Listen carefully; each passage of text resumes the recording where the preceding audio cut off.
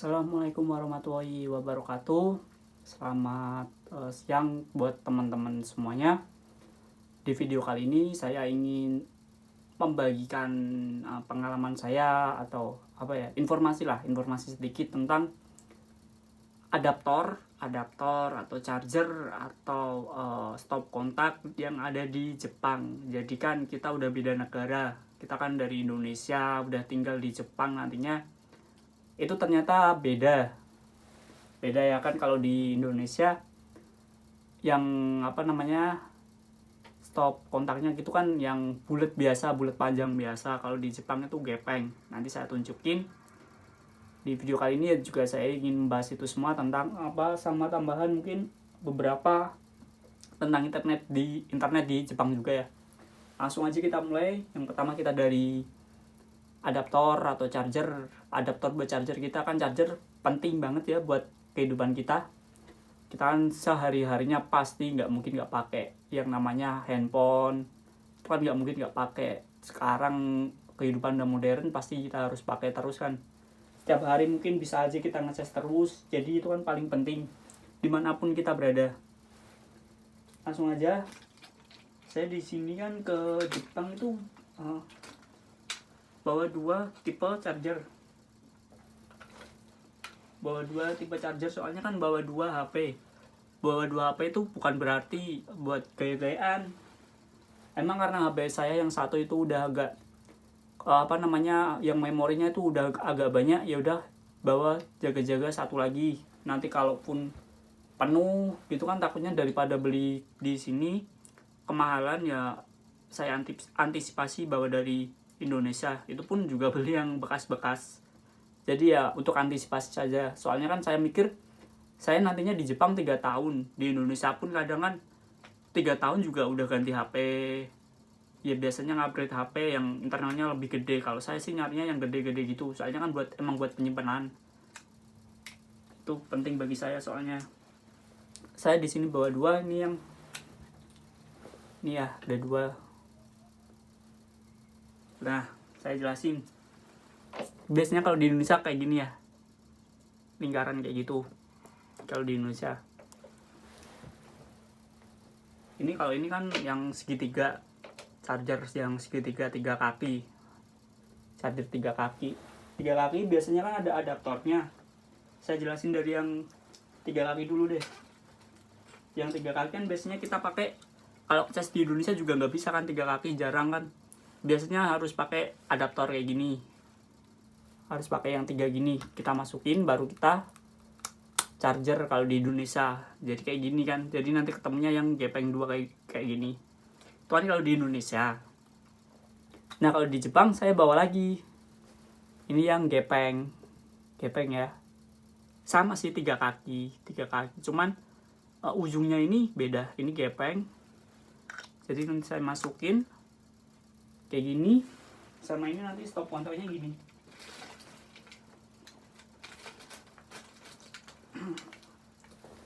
Stop kontak yang ada di Jepang. Ini ya kayak roll. Kalau di Indonesia kan biasanya bulat-bulat gitu rollnya. Nggak kelihatan ya, kayak gini rollnya. Kayak gitu ya. Gepeng, jadi nanti kita masukin gini. Saya contohin. Ini udah saya cabut ya kabelnya. Kayak gini kan.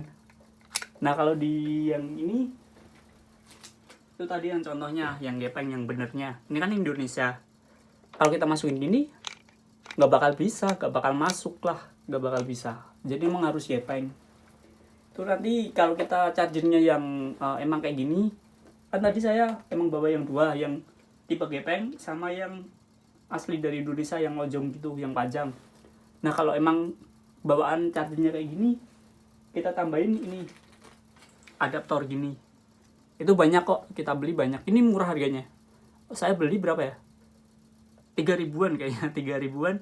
Saya beli, itu online sih. Saya beli sekalian banyak lah, buat jaga-jaga kalau rusak, daripada cari-cari. Kita masukin gini. Tadi ya, ini kan gini.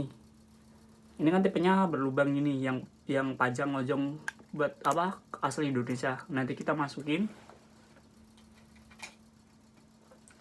Baru kita colokin ke stop kontaknya yang ada di Jepang. Kayak gini. Kalau ini soal masuk, soalnya ini kan panjang. Kalau itu kan emang bawaannya. Gitu. Biasanya kan juga ada kalau charger kan yang stop kontaknya yang kayak gini juga ada yang emang udah ada USB-nya. Jadi langsung pakai kabel data aja ya nggak masalah sih. Cuman jaga-jaga kan nggak semua tempat kayak gitu. Jadi harus bawa kayak gini. Wajib. Saya bawa berapa ya? Ini beberapa. Bawa 3 ini. Ada lagi sih masih yang di tas, ada berapa? 3 lagi yang di tas. Kurang lebih saya bawa 8 lah. Ada 4 lagi berarti. Itu. Kemudian yang enggak, itu kalau urusan charger atau listrik di Jepang ya. Jadi stop kontaknya emang harus yang kotak kayak gini, harus kotak. Kemudian untuk keseharian ya kita wajib bawa ini handset. Handsetnya saya bawa 2 juga. Handset saya jaga-jaga bawa 2. Ini yang masih sering pakai, ini yang baru beli, belum pernah kepake ya, pakai yang masih ada dulu lah. Handset. Kemudian cadangan apa namanya? Kabel data yang cadangan harus paling nggak bawa 2 lah, 2 dobelin. Takutnya kalau di sini error atau rusak atau gimana kan nggak usah cari-cari, nggak usah beli-beli, tinggal pakai aja yang kita bawa dari Indonesia. Saya bawanya saya dobelin semua untuk keperluan komunikasi sih. Itu kemudian apa lagi ya? Udah sih paling itu sama ini. Kalau ini untuk SIM card. Untuk buka SIM card ya. Ini saya bawa berapa ini? Ada 5 kayaknya. Takutnya kan kecil, kalau hilang daripada mungkin nyari-nyari di Jepang nanti. Ya udah saya bawa 5, toh kan murah kayak gitu, harganya mungkin berapa, 500 rupiah kan. Saya sekalian aja saya beli 5 itu saya bawa. Udah itu untuk keperluan komunikasi yang penting tadi ya. Ini juga charger yang gepeng kayak gini. Oh iya, ini kan mungkin ada yang bingung. Ini ada yang lubang, ini enggak. Itu sebenarnya sama aja sih, fungsinya sama aja. Jadi nanti misalkan kita beli adaptor, kok ini yang berlubang, kok dicontoh? Enggak, ya sama aja sih sebenarnya, tetap bisa kok dipakai. Mungkin itu. Jadi bedanya kalau di Indonesia kan yang panjang lonjong gitu, kalau di Jepang itu yang pipih, yang gepeng gitu. Udah. Kemudian untuk internet di Jepang ya, di Jepang itu yang free wifi itu banyak banget, serius banyak banget. Dari awal saya kan datang dari Bandara Haneda. Di situ kan ya walaupun saya udah paketin yang internet luar negeri itu roaming, udah saya paketin 5 giga itu. 5 giga itu harganya, saya Telkomsel harganya 350.000. Itu diisiin dari lembaga saya, diisiin sebelum berangkat. Jadi waktu di Bandara Soekarno saya paketin, saya daftarin, udah bisa. Ya jaga-jaga aja, nanti pas di Jepang kan kalau ada info-info nggak perlu cari-cari wifi daripada bingung. Kemudian itu untuk apa namanya, sewaktu tiba di Jepang itu free wifi banyak banget. Seperti saya tadi di Bandara Haneda kan datang, itu saya masih belum maketin, udah maketin tapi masih belum saya pakai. Jadi saya pakai wifi, ternyata ada beberapa, ada 3 bahkan free wifi itu saya pakai. Terus kemudian setelah keluar bandara kan naik bis menuju hotel itu ada beberapa wifi yang waktu lewat di jalan free wifi, tapi kan kalau bus kan jalan terus, jadi ya nggak bisa nyambungin. Ya udah saya nggak nyalain dulu wifi-nya. Kemudian setelah sampai hotel, kalau hotel emang kebanyakan di Indonesia pun fasilitasnya emang wifi kan ya, itu banyak. Sama di sini saya juga dikasih ini, dibekalin modem wifi, modem paket itu saya dikasih 50 giga selama karantina di hotel. Itu dari lembaga saya juga dikasih 50 giga dari lembaga saya untuk keperluan belajar. Jadi kan kadang kalau pakai wifi yang umum, yang hotel yang banyak dipakai orang kan kadang suka hilang-hilangan ya. Nah makanya dibekalin wifi, dibekalin modem sendiri. Itu dikasih 50 giga selama karantina. Ya diusahain, ya mungkin gak bakal habis sih, 50 giga paling Saya selama di sini udah berapa hari ya? 15 hari ini. 15 hari saya habis 30 giga, 30 GB. Itu ya keperluan zoom terus, paling banyak zoom kan emang gede ya. Kalau kita pakai internet kuota sendiri ya habis. Zoom itu. Oh iya, untuk kartu mungkin ada banyak yang nanyain kartu di Indonesia bisa nggak dipakai di Jepang. Terus kalau kita misal punya WA bisa nggak dipakai di Jepang. Nah saya jawab ada. Kalau untuk kartu ya, kalau untuk kartu ada yang bisa, ada yang enggak. Seperti sini kan saya bawa 2 HP. Yang HP 1 itu saya isi kartu Telkomsel tadi yang buat jaga-jaga kuota. Kemudian kartu bawaan saya yang buat daftar-daftar, itu berarti emang nomor utama saya itu kartu Tri udah tahu kan ya. Kartu Tri itu saya bawa, emang itu ya nomor saya lah. Nomor saya dari dulu, pegangan saya dari SMP. Jadi kalau setiap daftar-daftar emang nomor utama saya itu yang saya daftarin pakai nomor itu. Makanya itu nomor penting banget.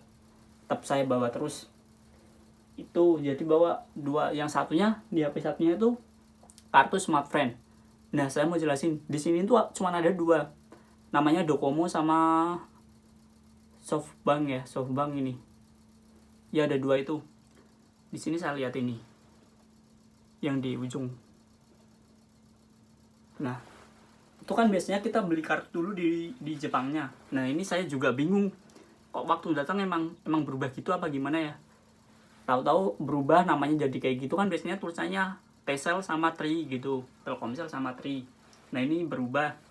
Tapi ya saya coba buat telepon-telepon yang pakai telepon pulsa itu bisa semua yang Telkomsel sama Tri. Sedangkan yang Smartfren itu benar-benar nggak bisa. Jadi sinyalnya langsung hilang pas sampai bandara Jepang. Jadi langsung down, langsung hilang. Ya mungkin Smartfren belum kejangkau ya di Jepang ya. Mungkin ada lagi yang bisa, itu teman saya kartu XL itu bisa. Terus kartu Indosat itu bisa. Telkomsel udah pasti ya, udah pasti bisa. Ya paling yang saya tahu dari sepengetahuan saya itu yang masih bisa dipakai di Jepang. Nah, untuk kuota misalkan kita kehabisan kuota, kalau saya ngatasinya apa ya, cara itunya ngatasinya itu saya udah nyiapin sih saldo di aplikasi di Shopee gitu. Jadi kan kalau Shopee kan bisa beli pulsa ya. Saya udah siapin di saldo gitu, emang dari sebelum saya datang udah siasatin lah, isi dulu lah di Shopee kan, toh Shopee nanti bisa saya tarik ke ATM kapanpun. Jadi ya saya isiin dulu, hitung-hitung ya buat pegangan saya. Nah, nanti misal waktu di apartemen kehabisan kuota ya udah saya beli online gitu, daripada nyari-nyari, daripada bingung ya. Walaupun di apartemen dibekalin wifi juga, free wifi, soalnya kan kalau jalan-jalan masih butuhin wifi juga, butuhin kuota walaupun dikit-dikit lah. Saya jaga-jaga itu buat isi pulsa juga kadang kalau untuk masa aktif nomor itu loh. Nah, saya kan jaga-jaganya saya isi di aplikasi itu, jadi tinggal beli. Ataupun kalau yang punya M-Banking kan kadang M-Banking kan juga bisa ya buat beli pulsa kayak gitu. Itu bisa, M-Banking masih bisa di sini. Itu kemudian untuk internet paling itu ya. Jadi oh iya, untuk tadi yang nomor WhatsApp di nomor WhatsApp Indonesia tetap bisa kok dipakai di sini, kan nggak ada masalahnya. Yang penting ada internet kalau untuk WhatsApp ya. Yang penting kan ada internet ya, WhatsApp bisa. Jadi untuk nomor bisa dipakai. Untuk nomor WhatsApp tetap bisa dipakai di Jepang. Kalaupun mau beli nomor di Jepang pun ya nggak masalah. Kalau mungkin buat kenang-kenangan lah, punya nomor asli Jepang. Jadi nggak apa-apa beli, tapi ya agak mahal. Ya kalau saya ya mungkin pakai nomor yang ada aja, nomor dari Indonesia. Udah paling apa lagi ya? Paling itu aja sih, sama saya tambahin juga untuk yang tadi aplikasi beberapa udah. Kan kadang ada yang dari kita yang suka main medsos gitu. Yang belanja online juga banyak, yang suka main game. Jadi kan kayak gitu sebenarnya nggak ada masalah buat di Jepang. Kadang juga ada yang nanyain, misalkan kita sering kan, misalkan kita udah kebiasa belanja online di Indonesia. Nah, sedangkan kita di Jepang gimana? Kalau di Jepang ada aplikasinya sendiri, namanya itu yang Amazon itu. Nah kadang ada yang nanyain gini, apa namanya, kalau kita di Jepang terus kita ngorderin kita beli Shopee atau Bukalapak atau apa online gitu, bisa nggak sih? Jawabannya bisa, tetap bisa ya. Kita kirim, kita kan ordernya misal dari Jepang, kita kan megang Shopee, kita order dari Jepang, tapi kita ya ordernya yang maksudnya Shopee Indonesia loh, Shopee Indonesia. Kita order dari sini, misalkan nanti kita mau kirim ke rumah, kita misalkan beli apa namanya, beli jaket dari Bandung lah, misalkan dari Bandung terus saya kirim ke rumah ke Semarang, itu bisa saya kendaliin. Dari Jepang masih bisa itu. Kemudian untuk m-banking tadi saya udah jelasin, itu m-banking tetap bisa dipakai di Jepang sini, tetap masih bisa kebuka lah ya. Walaupun kalau mau ngambil uang di Jepang kan nggak bisa ya, uang rupiah ya, kecuali kalau mau tukar di bank dari yen ke rupiah mungkin masih bisa, ataupun kita bawa uang cash rupiah. Saya bawa uang cash rupiah di sini, tapi ya nanti kan dibekalin uang yen, jadi uang cashnya emang saya jaga-jaga buat nanti 3 tahun waktu balik ya saya udah megang cash, biar nggak bingung nanti waktu di Indonesia waktu awal datang. Mungkin itu aja, aplikasi nggak ada masalah buat di Jepang. Sama tadi yang charger itu, adaptor itu penting banget. Udah itu mungkin nanti kalau ada beberapa hal yang penting yang berbeda dengan antara Indonesia dengan Jepang, nanti saya buatin video lagi. Sekian dari saya, wassalamualaikum warahmatullahi wabarakatuh.